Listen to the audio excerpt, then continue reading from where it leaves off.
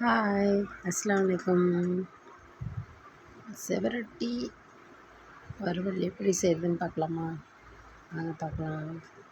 இப்போ செவரொட்டியும் ஈரலும் எடுத்து வச்சுருக்கேன். இப்போ இதுக்கு உண்டான மசாலா பார்க்கலாம்.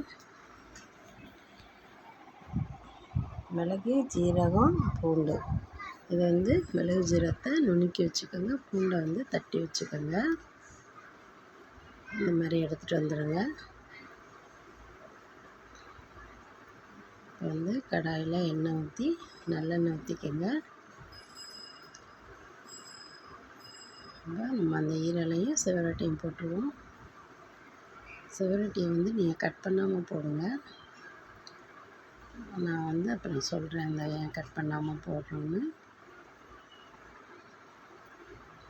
இப்போ மஞ்சத்தூள் 1 ஸ்பூன் போட்டுக்கோங்க.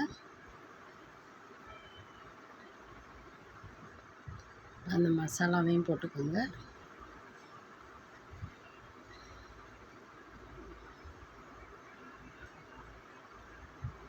நல்லா கொஞ்சம் பரட்டி விடுங்க.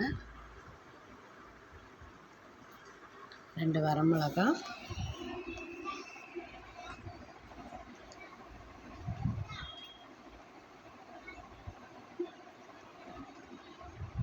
இப்போ கொஞ்சம் வேகிறதுக்கு தண்ணி வச்சுக்கலாம். தண்ணி இதில் ஊற்றிக்கலாம்.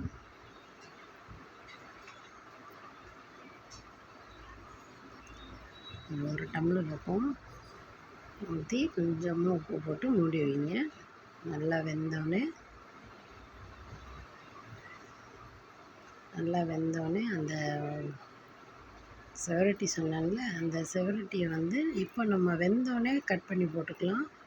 ஏன் அப்படி போடணுன்னா, உங்களுக்கு இந்த கிரேவி ஃபஸ்ட்டே ஆரம்பத்திலே நீங்கள் கட் பண்ணி போட்டிங்கன்னா அந்த கிரேவி உங்களுக்கு கலர் ஒரு மாதிரி டார்க்காக கருப்பு கலராக ஆயிரும். அதனால் நீங்கள் வெந்ததுக்கப்புறம் கட் பண்ணி போட்டிங்கன்னா ஃப்ளேவரும் மாறாது, கலரும் மாறாது, நல்லாயிருக்கும். இது மாதிரி தனியாக எடுத்து வச்சு கட் பண்ணி போட்டுக்கலாம்.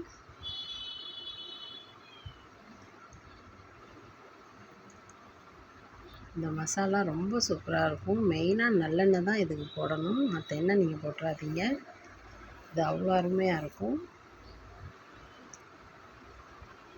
உங்களுக்கு இந்த ஸ்டேஜில் வேணால் எடுத்துக்கலாம். அப்படி இல்லாட்டி இன்னும் கொஞ்சம் பரட்டி விடுங்க. இது ரொம்ப நல்லாயிருக்கும். ட்ரை பண்ணி பாருங்கள். ட்ரை பண்ணி பார்த்துட்டு எனக்கு கமெண்ட்டில் சொல்லுங்கள். என் வீடியோ பார்த்ததுக்கு ரொம்ப ரொம்ப நன்றி. பாருங்கள், சூப்பராக இருக்குது பாருங்கள். அஸ்ஸலாமு அலைக்கும்.